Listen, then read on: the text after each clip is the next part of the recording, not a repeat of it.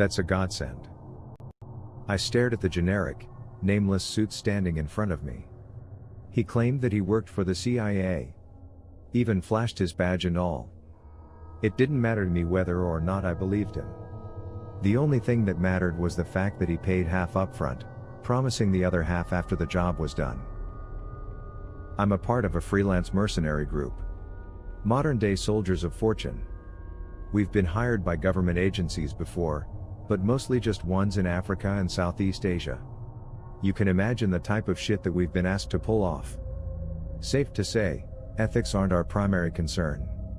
Now, I'm not blatantly immoral. If somebody offered us an exorbitant amount to oversee security for a human trafficking ring, I'd shoot them on the spot.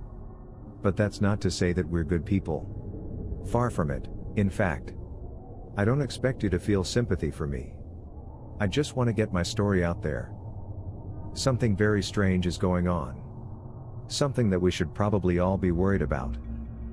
The mission itself was presented as a simple one. But the circumstances surrounding it were more unusual. We're staging a raid on a fanatical religious cult in Montana. Real psychotic bunch. I remember the suit telling me. I couldn't have imagined a better compensation than the one he was offering, so I listened intently. In all honesty, it was nearly enough to set my entire team up for retirement. Nevertheless, the whole situation unnerved me. We were caught completely off guard when they contacted us. Somehow, they'd found our email address on the dark web. I knew what we were doing was illegal, but they didn't seem to care. In fact, they never mentioned anything about our past crimes at all. In reality, they probably could have smoked us at any point. It didn't make a lot of sense why they chose not to, or why they chose to approach us at all. I had my hunches, of course. Most of them to do with the fact that we were entirely expendable and operated under the radar the best we could. Obviously, we didn't do a good enough job. Whatever. It is what it is. We needed this payday. Our little operations couldn't last forever. I know it's not important for the job, but what's the purpose of this raid? These guys growing weed or something? I asked. The question came out snarkier than I had intended it to. The suit just grinned. I guess he had a sense of humor. Well, he began. I doubt you'll be telling anybody, so I suppose you might as well know. He seemed confident in that assumption. Maybe a little too much so. These people stumbled upon something that they shouldn't have, he continued. And then they tried to hide it. Better not be something that's moments away from exploding, I said. The suit laughed this time. It's not so simple. Mr. Redacted, what do you know about the existence of extraterrestrial life? I raised my eyebrow. What the hell was he about to tell me? You're asking me if I believe in aliens, I responded. I took a second to consider it. Sure, why not? He went on to explain the real objective. It sounded absurd, but it was also coming out of the horse's mouth. You tell me what I'm supposed to believe. Apparently, a UFO had crashed on a farm in southeastern Montana a few days prior. As luck would have it, this farm belonged to the Church of Blissful Ascension, the cult in question. Shortly after it landed, some cult members stumbled upon it, subsequently being ordered to drag it into the leader's farmhouse, which was quite literally a mansion. Not much was known about the leader, other than his epithet, which was the Divine Messenger. Yeah, that type of guy. In reality, the cult was just a front for the trafficking of various goods, which had brainwashed its members into doing a lot of the dirty work. The most interesting part about this was the UFO itself. It was allegedly about 12 feet wide, 3 feet in diameter, and shaped like a pill. Before it landed, it had been moving erratically, seemingly teleporting short distances every few seconds or so. After it landed, some kind of dark green fluid began leaking out of it. Now for the actual mission. We simply had to go in and assist a team of SAC/SOG agents in wiping out every single member. No survivors. No witnesses. No exceptions. What the CIA planned to do with the UFO afterwards was none of our business. Not that I really wanted to know. We didn't have much time to prepare for the raid, but it didn't sound like we needed it. We were dealing with amateurs. Most likely just trigger-happy rednecks who couldn't strategize or aim for shit. I suppose raid wasn't the most apt way to describe the job. It seemed more like a slaughter than anything else. My team of 6 met up with the SAC/SOG team, also 6, at a small underground complex used by the CIA for clandestine operations located about 30 minutes away from the farm. There, we geared up, went over tactics, and were told to repeat the objective at hand. No witnesses. No survivors. After all that was said and done, we piled into a SWAT truck and drove off. We'd never worked with the CIA in the past, so we supposed this was standard procedure. We suited up in black tactical gear provided by the agents themselves. This part was a bit odd to me. We had our own gear, stuff we'd been using for the longest time. Both sets were nearly identical, but the agents still insisted that we use theirs. The atmosphere in the truck was also disconcerting. Maybe it was just in my head, but everybody seemed so stiff. The agents clutched their rifles with iron grips while staring blankly ahead. My team tried talking amongst ourselves, but every word just felt awkward.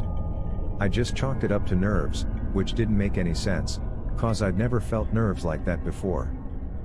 After what felt like hours, we finally arrived, stopping some odd yards away from the farmhouse in order to remain undetected. We piled out, got into formation, and began. I was assigned the furthest flank position, so I stayed back as everybody else moved ahead. The closest people in front of me were one of my guys and an agent. It didn't take long for the strangeness to amplify.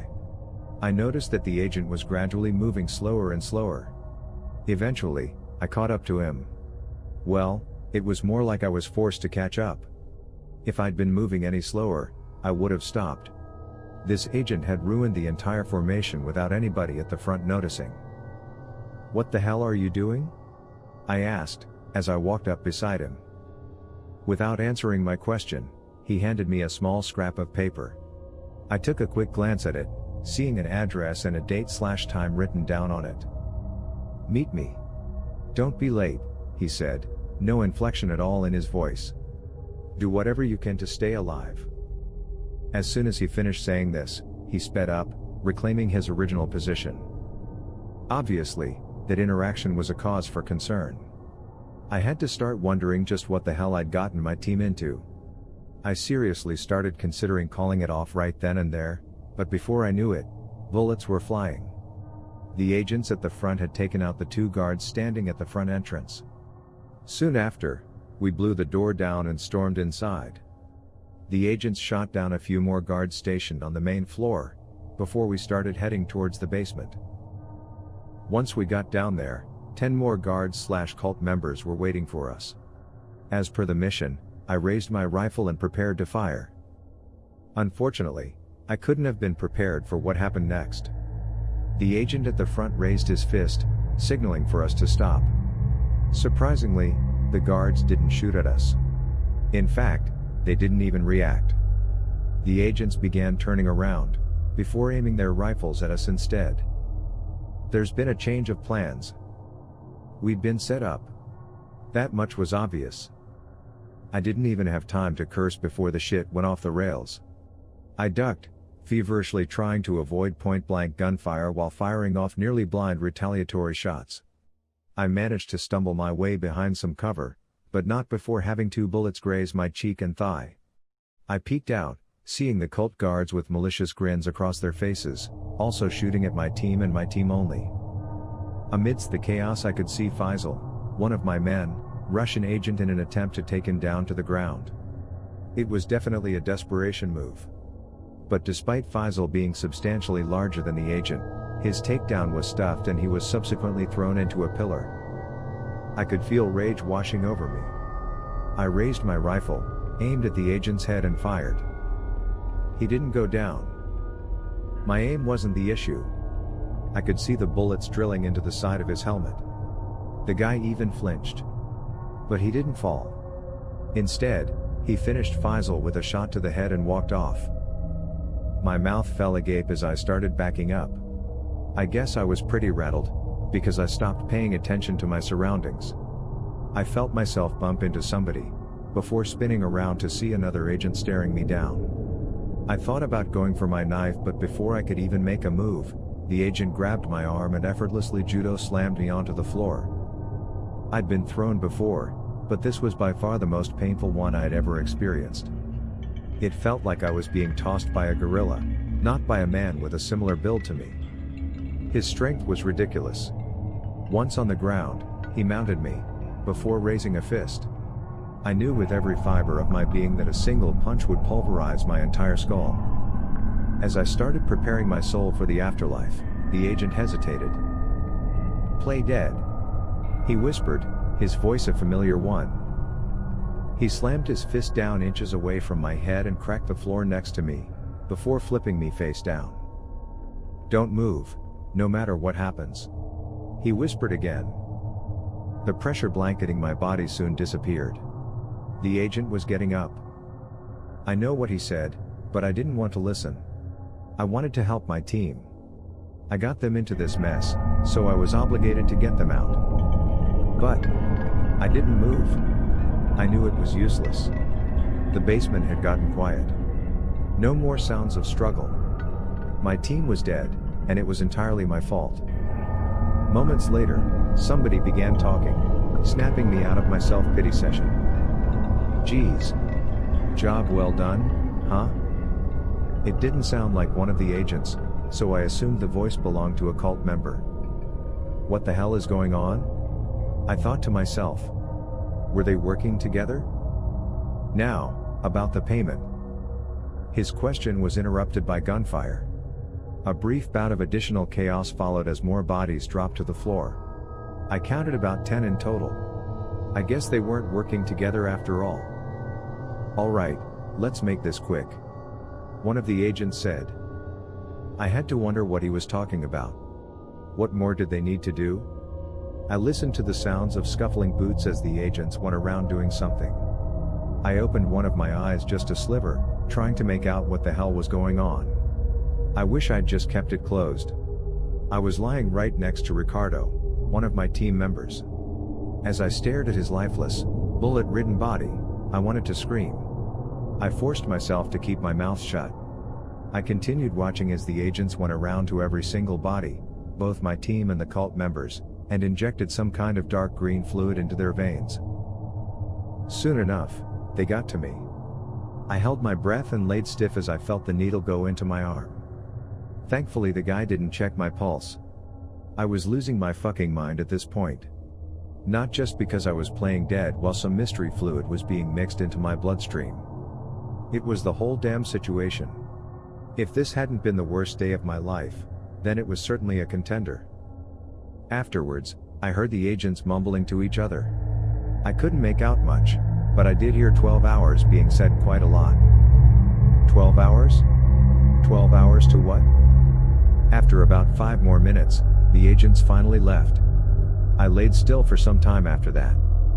I wasn't exactly looking forward to seeing what the agents had left behind. But I wouldn't be able to get to the bottom of this by wasting my time mourning. My entire body was in pain as I pulled myself up. Trying not to look at the massacre around me, I took out the piece of paper that one agent had given to me. The address belonged to a motel in Billings, while the meeting time was in 10 hours. I stripped off all of my gear and made myself look as presentable as I possibly could before getting the hell out of the farmhouse and trying to hitch a ride on a nearby road. A couple of hours and $200 later, somebody finally agreed to give me a ride. Luckily, Billings isn't too far away from the farm, so I think that I'll be able to get to the motel in time. However, I'm not so sure that I'm going to like whatever's waiting for me there. Making it to Billings took me longer than I'd expected it to. As it turns out, hitchhiking on a remote road during the middle of the night isn't the safest thing you could do. Go figure, huh? It was fine, though. Nothing I couldn't handle. With that said, my real problems were still ahead of me. I didn't quite remember what the agent who'd slipped me the paper looked like. When we met up, they were all already wearing gear. He was definitely white, though. About 6 feet tall. Fairly muscular build. Shouldn't be too difficult to spot. The paper also specified that he'd be in the lobby, so that's where I headed once I found the motel. Once in, I looked around. The place was nearly empty, with only 4 people sitting around. An older couple, a single woman, and a single man. He was white. Tall.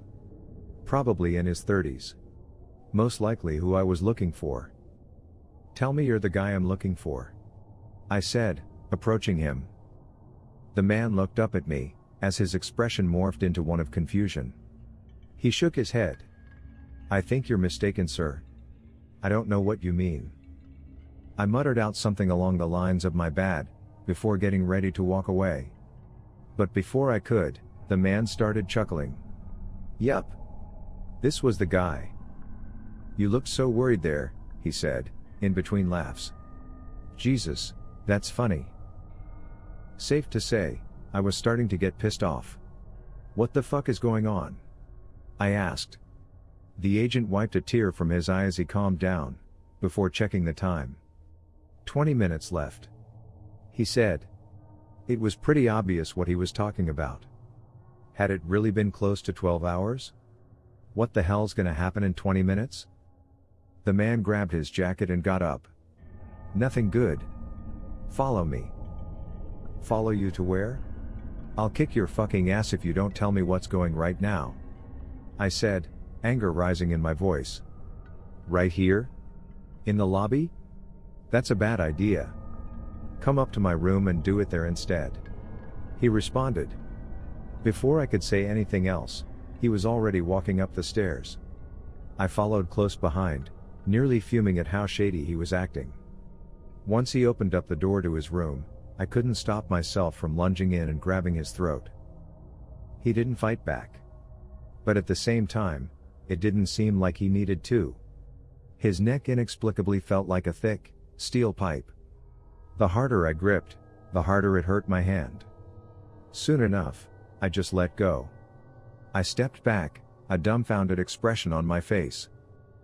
The agent checked the time again. "You done now?" I didn't respond. He grabbed a bottle of whiskey from the mini fridge and poured out 2 big glasses, sliding me one while downing his at the same time.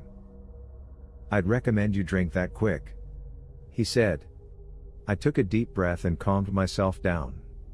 "What did you inject me with? What's gonna happen to me?" I asked. "Well, you're gonna find out if you keep asking questions," he said. "And trust me, you really don't wanna fucking find out." He opened up the closet and unlocked the safe inside. He took out a briefcase, flipping it open to reveal 4 syringes. This time, they were filled with a blue liquid. "Drink up," he said, gesturing towards the liquor. "'Cause this is gonna hurt. If you think I'll let you inject me with something else, you're a fucking idiot. Tell me what the hell is going on right now," I responded. He laughed obnoxiously. "You're calling me an idiot? The same guy who put enough trust in the government to take one of the most blatantly sketchy jobs of all time is calling me an idiot? That's rich. You guys should have jumped out of the fucking truck when you had the chance." I considered responding but bit my tongue instead. I really couldn't argue against that. It certainly wasn't my brightest moment. "Doesn't fucking matter," I finally said. "You still need to tell me what's going on." "Trust me, I will. But you need this first," he said, holding up one of the syringes. I shook my head. "No. What I need first is an explanation." The agent sighed, checking the time once again. 10 minutes, he said. "You really want to make this more painful than it needs to be?" "I guess so." I wasn't budging. Again, not one of my brightest moments. The man shrugged, sitting back in his chair. "So be it. We'll wait."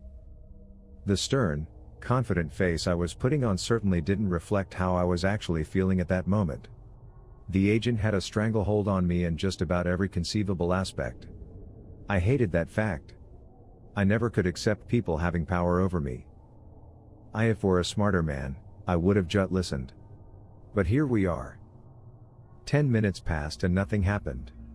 I nearly breathed a sigh of relief until I felt my arm starting to itch. I scratched at it, only to feel my finger quite literally digging into my flesh.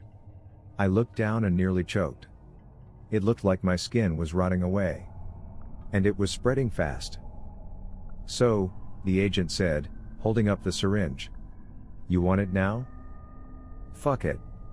I spat, catching it as he tossed it to me. The pain was starting to become unbearable. I stuck the needle into my vein and pumped the mystery fluid into my bloodstream. At that point, the rot had completely consumed my forearm. It was horrifyingly disgusting to look at. In my mind, there was no fate worse than that shit spreading to the rest of my body. "That's rapid necrosis right there," the agent said. "And you just injected the antidote." I felt immense relief immediately after. I watched as the rot slowly crept back down my arm, before disappearing completely. In that moment, a wave of euphoria washed over me. I've never done heroin, but I imagine the sensations would be comparable. "Enjoy that feeling," the agent continued. "'Cause the hard part is coming up soon." I didn't have to ask what he meant by that. It was as if a flip had suddenly switched. The euphoria was immediately replaced with the most excruciating pain I'd ever experienced in my entire life, even worse than when the rot was consuming my arm. "This is why I made you a drink," the agent went on. "The pain will only last 10 minutes. Try and keep it down, though. We don't need any noise complaints." Those 10 minutes seemed like 20 hours. If you were to ask me exactly what I was feeling, I would have had a hard time describing it. Hell. Simply put, it was sheer hell. As if every molecule in my body was being tossed into an industrial meat grinder before the remnants were dropped into molten lava. I laid on the ground for a few moments after it had passed. To tell you the truth, I wanted to lay there for a lot longer. But then I remembered where I was. I leapt up, rushing back at the agent. If I was pissed before, I was about to explode now. "What the fuck was that?" I screamed in his face, as I began trying to strangle him again. It was strange. His throat didn't feel like metal anymore. It just felt like regular flesh. I could even see his face starting to turn red. I grinned. I was finally getting the upper hand. It seemed like the antidote had more than a few side effects. But that didn't last long. He grabbed my arm and elbowed me in the face, before somehow managing to reverse our positions and mount me. From there, he put me in an arm lock. "All right," he said. "You got that out of your system? Can I explain to you what the fuck is happening now?" I tapped the floor, signaling yes. "Well, all right," he said, letting go. "We can finally make some progress." He pulled up a chair and sat down. Still panting from our short grappling match, I did the same. "Why'd you kill my team?" I asked. If we'd told anybody about the UFO, nobody would even fucking believe us. "Hell, why'd you hire us in the first place?" "Slow down there," he said. "One question at a time. The first thing you need to know is..." He paused for a moment, almost as if an uncomfortable thought had just crossed his mind. "There was no UFO crash. No aliens. That was all fake." I buried my face in my hands, trying to wrap my head around what the hell he just said. "What?" "Before I continue, you want that drink now?" he asked. I nodded. It seemed like I was going to need it.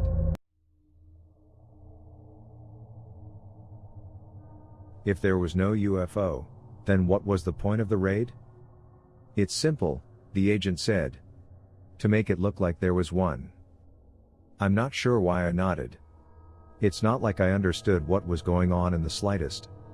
"Think about it," the agent continued. "The CIA conducts a clandestine operation that involves covering up a UFO landing. It goes horribly wrong, and all the agents die." "The agents?" I said. "My team were the ones that died." The agent nodded. "Yeah. And what uniforms were you wearing?" I thought back. Suddenly, it made complete sense why they didn't want us wearing our own uniforms. "SAC gear," I responded. But that still doesn't make any sense. Every agent should have been registered, right? We sure as hell weren't. That's right, the agent responded. But it doesn't matter, he gestured towards an empty syringe sitting on the table. Once the necrosis finishes, there would have been nothing but bones left. Nothing left to try and identify. It's a real nasty concoction. Fair enough, I said. So, the CIA backs a raid in order to conceal a potential UFO crash. The mission ends in disaster and everybody, including the cult members, die in an inexplicable way. The agent nodded. The aftermath yields a burning question. Who? Or what killed them? I sat back. The implication seemed so ridiculous it was comical. The aliens. The aliens liquefied everybody and escaped out into the world. I responded. The agent smirked. Now you're getting it. I am, I responded. How do hostile aliens running amok benefit the CIA in any capacity? The agent poured himself some more liquor. That part. I'll admit it's a bit complicated. And complicated it was. This is where his story veers off batshit territory. According to him, this whole debacle started years prior, with one man at the center of it all. Jonas Kane. To the best of everybody's knowledge, Kane was just a civilian. Not a former SEAL, Ranger, or anything to that effect. In the span of just 2 months, he managed to gain the favor of a sizable portion of the higher-ups at the CIA, effectively splitting the organization into factions. It didn't take long for his side to start overwhelming the other. Stating that he essentially held the CIA in the palm of his hand wouldn't have been a stretch. So how does a regular guy manage to do all this? Well, the why to that question was pretty obvious. The how was another story entirely. The antidote, the agent said, holding up another one of the blue syringes. I couldn't tell you the scientific name, so we just call it the God Serum. Kane's claim to fame. I half scoffed, half chuckled. Read a lot of comics? Still a teenager at heart, he said. That's just my coping mechanism for all the atrocities I've committed, though. I couldn't tell if that was a joke or not. So Kane developed this serum? By himself? The agent nodded. That's the way it seems. Well, what does it do exactly? Despite how dumb I thought the name was, it wasn't terribly inaccurate. On top of immediately healing any injury or disease, like necrosis, the user essentially ascended into a superhuman state. How strong somebody could become depended on their own genetics. Their base physical attributes could be enhanced 20-fold, at the minimum, all the way to a staggering 55. Slow twitch muscle strength, striking power, speed, endurance, durability, you name it. It was the super soldier serum on additional steroids. And from what they've seen so far, there haven't been any discernible negative side effects. Kane was also the only one who knew how to make it, and he wasn't sharing his secrets. This gave him a stranglehold on just about the entire organization. Can't the CIA just force the recipe out of him? I asked. You know, advanced torture techniques or something? That's an option, yeah. The agent responded. But easier said than done. The upper limit of 55-fold enhancement only applies to the serum he's giving us. Kane's different from the rest of us. He's on something else entirely. What I'm trying to say is, he's unstoppable. Uncontrollable. Machine guns, snipers, explosives, tranquilizers, nothing does shit to him. If we're Captain America, he's fucking Superman. Nobody can force him to do anything. I shook my head. This sounds ridiculous, doesn't it? Are you hearing yourself? I don't disagree. But as absurd as it sounds, it's the fucking truth. And isn't that what you wanted to know? The truth? The agent responded. Anyways, that's the how of this whole story. Kane wasn't a scientist either. Up until 2018, he was registered as a traffic court lawyer in Oklahoma. We don't know how the fuck he managed to do any of this. But the worst thing about this whole situation is that we don't even know what he's trying to do. What his endgame is. The agent stood up, lit a cigarette and began pacing. But it sure as hell probably isn't anything good, he said.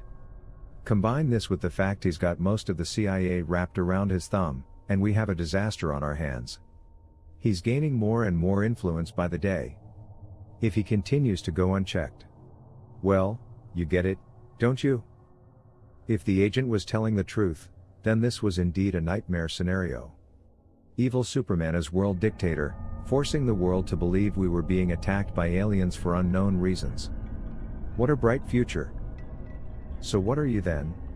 I asked. Leader of the anti-Kane faction or something? Not the leader, he said, shaking his head.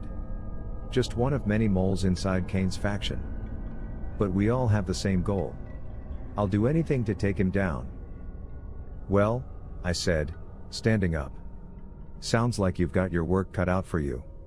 Good luck. I'll be heading out now. I knew he probably wasn't going to just let me leave. I could tell that he was trying to recruit me for something from the get-go. But after hearing all of this, on top my entire team being killed. Wait. I'd nearly forgot about that. My team's dead, you know? I said, giving him a death stare. And you caused it. I don't give a fuck if you're a double agent or what. How the hell am I supposed to forgive that? I'm not asking you to forgive me, the agent responded. But this is bigger than either of us. Bigger than anything you could imagine. If Kane gets his way, I reckon your team would have been fucked regardless. You don't have to forgive me. All I'm asking is that you work with me for now. If we succeed, I don't give a fuck what happens next. You can strangle me in my sleep for all that I care. He began stepping towards me. If you want your revenge, then you can have it. But there might not be a world for you to come back to. He extended his arm, implying that I shake his hand in agreement. Commande, you never dreamed about playing the hero when you were a kid? This might be your only chance. I swatted his hand away. What the hell do you want me for anyways? I responded. I can't even stop my team from dying. What good am I gonna be? It finally came out. I didn't blame the agent. I really only had myself to blame. A tough pill to swallow for sure. The agent paused for a moment. I couldn't even look him in the eye at this point. I knew he'd be able to see the weakness behind my own. Eventually, he held out his arm again. If I thought you weren't worth recruiting, then why the hell am I trying so hard? He asked. Commande, make the death of your team worth something. I'm still not shaking your hand, I responded. But tell me the plan. You guys do have a plan, right? The agent grinned. Well, it's a work in progress. It's what? Instead of responding, he tossed me a jacket. I knew you'd say yes. Bundle up now. We're headed over to Russia.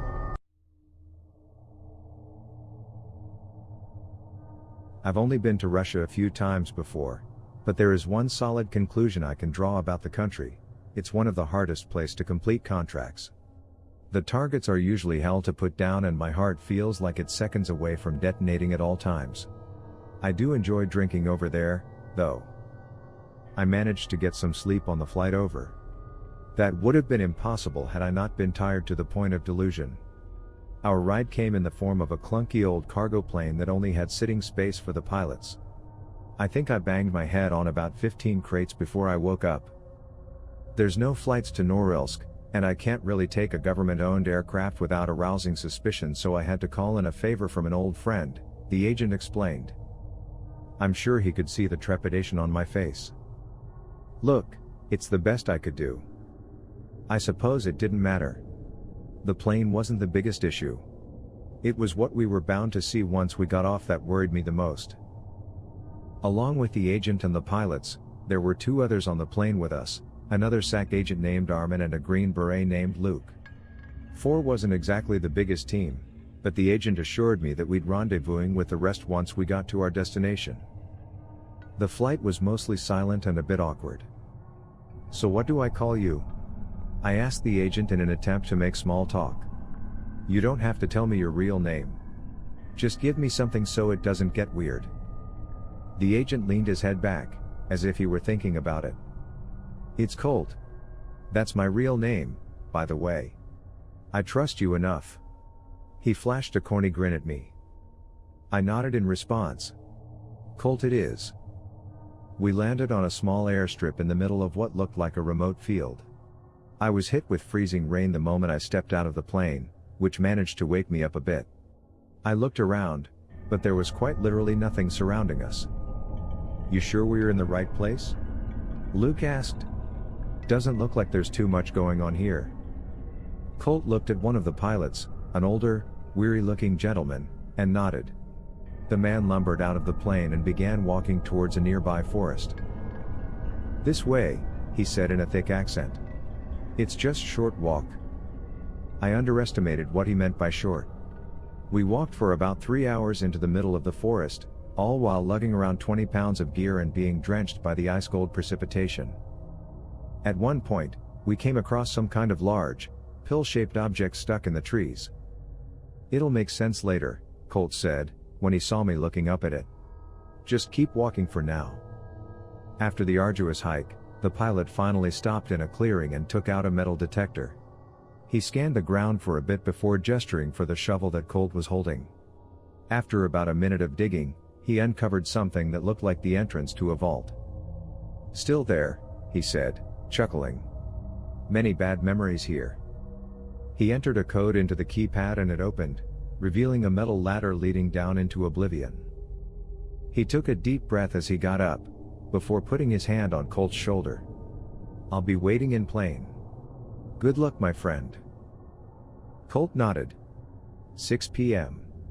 If we're not back by then, just leave. The pilot gave him one last glance before walking out of the clearing and out of sight.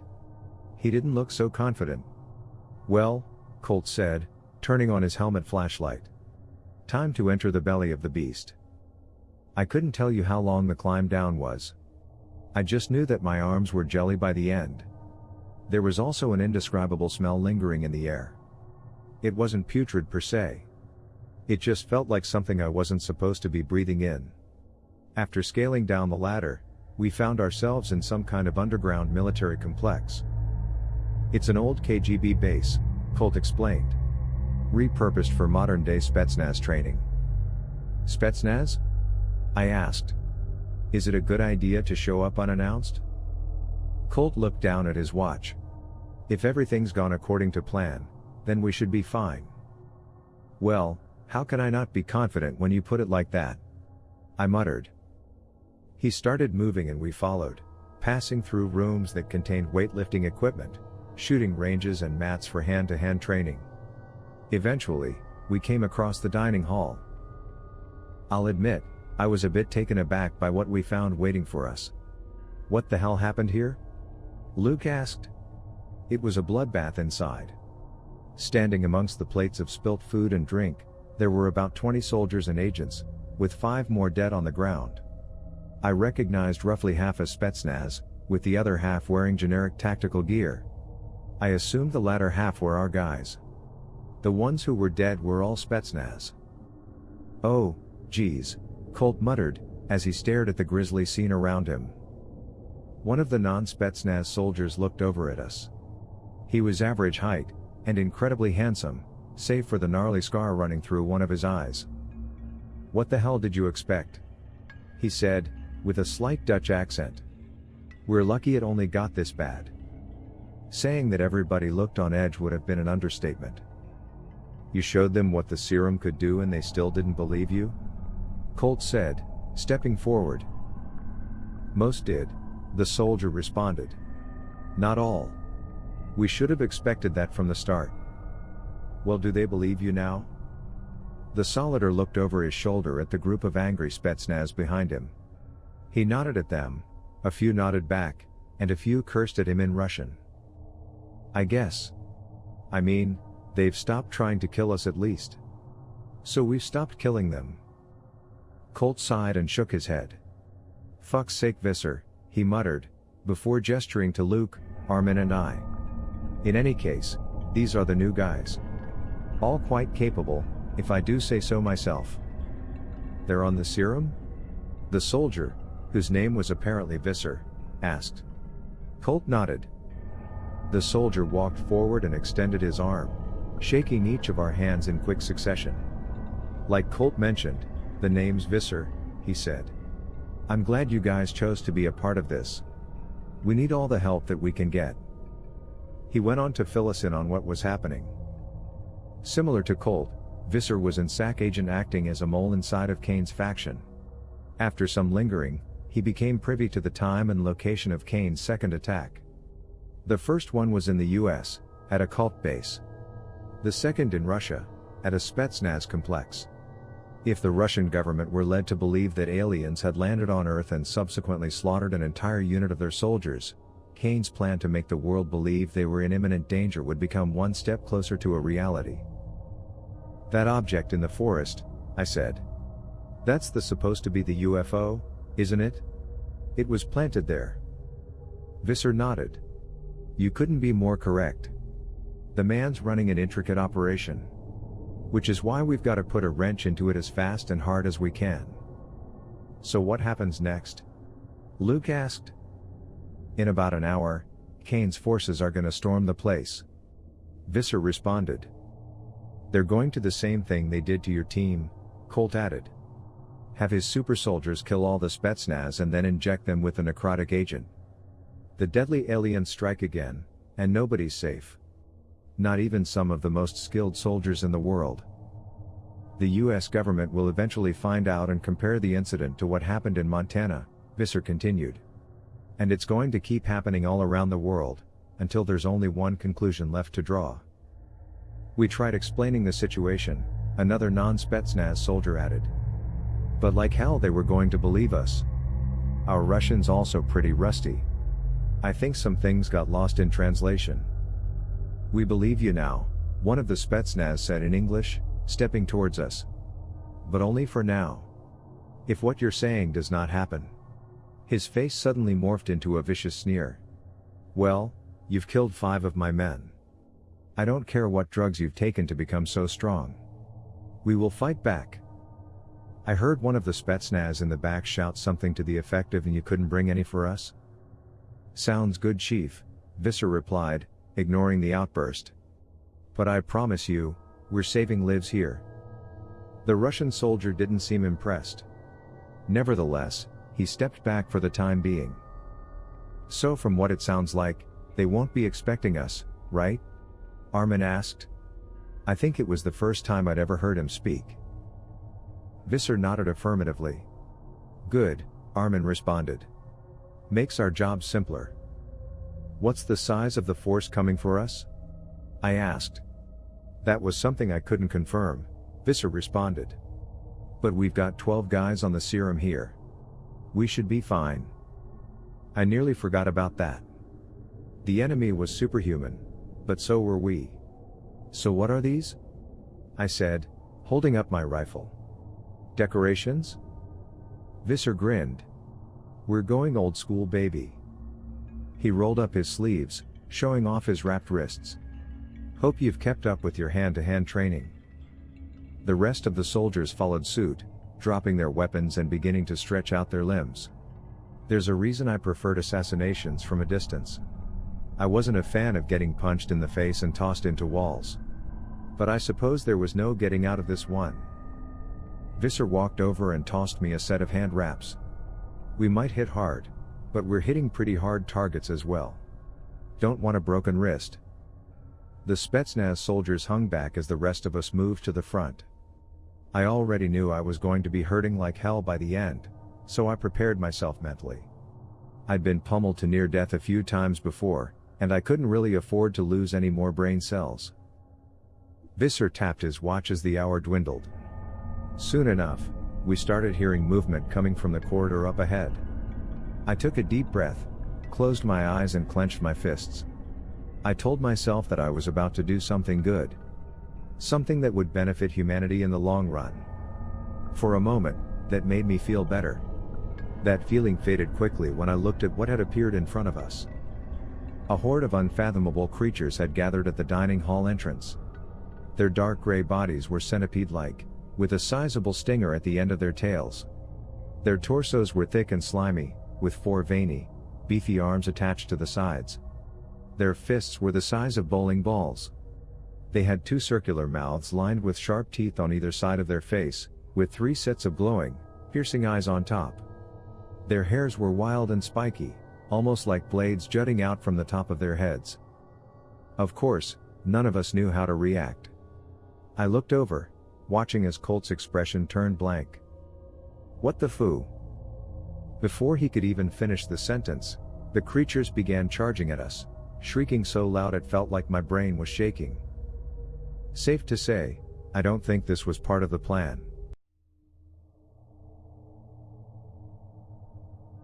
"Good grief," Colt muttered. "Things just can't be simple for once, can they?" The creatures were slow in their approach, but not as if they were sizing us up. There was something peculiar about the way that they moved. Not quite like predators hunting prey. More like a drone approaching its target. Their movements seemed calculated. Methodical. Almost robotic. "You said no aliens," one of the Spetsnaz yelled out from the back. "So what the hell is this?" "This doesn't change much," Colt said. "These things are still here to kill you guys and we're here to stop them." The creature continued advancing at a steady pace. I looked back at our rifles, which were laid out on the tables. No matter how strong I'd become, the last thing I wanted to do was fight these things with my bare hands. Shit. I turned back around, seeing that the creatures had begun charging. I clenched my fists. It didn't really look like I had a choice. I stepped forward as one of them lunged at me. I could only comprehend just how massive the thing was once I got up close to it. Not only did it tower over me, its body was well over 10 feet long. I twisted my hips and punched its head. It certainly did some damage, but at the cost of my knuckles shattering. A few seconds into the fight and I was already in deep shit. I jumped back due to the pain, but the creature just kept charging. It raised its stinger, and I was ill-prepared to block it. It stabbed me an arm, not quite penetrating my skin. Still hurt like hell, though. I could see something dripping out of the tip as the creature pulled the stinger back. Some kind of dark green fluid. I rushed forward and tried putting the creature into a standing choke before it could strike again. It didn't work. The creature slammed me in the abdomen with one of its arms, sending me backwards and leaving me breathless. "Fuck this," I muttered. I pulled myself up and rushed over towards one of the rifles. I aimed the barrel at the creature's head and began spraying. Even though just about every bullet hit dead on, the abomination still wouldn't go down. Its head would snap back slightly with every impact, as bits of its skin and flesh exploded. Dark-colored blood spilled to the floor as it continued pressing forward, seemingly unbothered by the injuries. I cursed again and reloaded, before once again emptying the entire magazine into its face. It finally dropped this time.